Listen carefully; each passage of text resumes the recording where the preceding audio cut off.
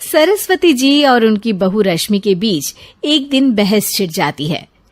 आखिर किसका काम ज्यादा आसान है, बहू का या सास का? माँ जी, सास को काम ही क्या है, आपके सारे काम उंगली कुछ भी।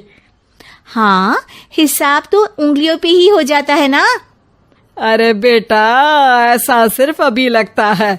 जो मुझे करना पड़ता है ना, वो तुझे करना पड़े तो समझ आएगा कि असली काम का पहाड़ कैसा होता है। ठेले बराबर वजन भी नहीं है आपके काम में, और बात पहाड़ों के वजन की कर रही हैं आप।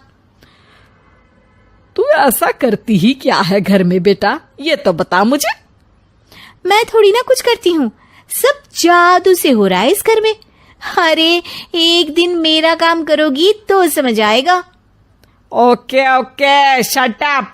कल से मैं घर के काम करूंगी और तू मेरी जगह हर चीज का हिसाब रखना, ठीक है?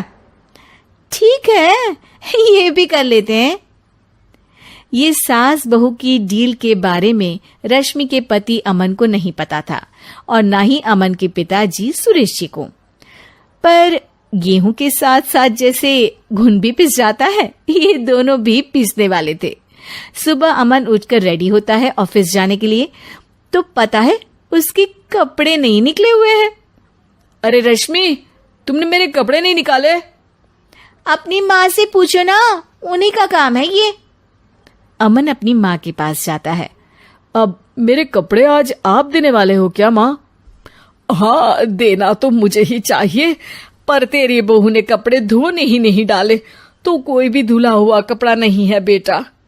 हैं? ऐसा क्यों? कपड़े तो धोने आप ही देते हो ना माँ? अरे बहू ने तुझे बताया नहीं, अब हम अदल बदल गए हैं। मैं अब बहू और तेरी बीवी सास। अमन परेशान हो गया। वो बिना इस्त्री के कपड़े पहनकर ऑफिस चला गया। सरस्वती जी अपने घुटने के दर्द के कारण झुककर घर साफ नहीं कर पा रही थी और ना ही खाना बनाना याद रख पाई। उधर रश्मि पहले ही दिन घर की चाबी घुमा चुकी थी और 300 रुपए का हिसाब अलग नहीं मिल रहा था। पर दोनों का ही घमंड कैलाश पर्वत से भी बड़ा था और दोनों ही खेमे एक दूसरे की बात मानने को बिल्कुल तैयार नहीं थे।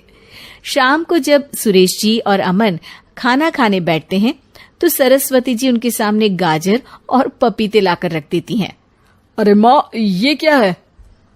ख्याली पुलाव के साथ सलाद। माँ जी खाना बनाना भूल गई लगता है। अरे एक एक चमन्नी का हिसाब है मेरे पास, खाना बनाना कैसे भूल जाऊंगी? ये तो मैंने पढ़ा था कि फल फ्रूट खाने से सेहत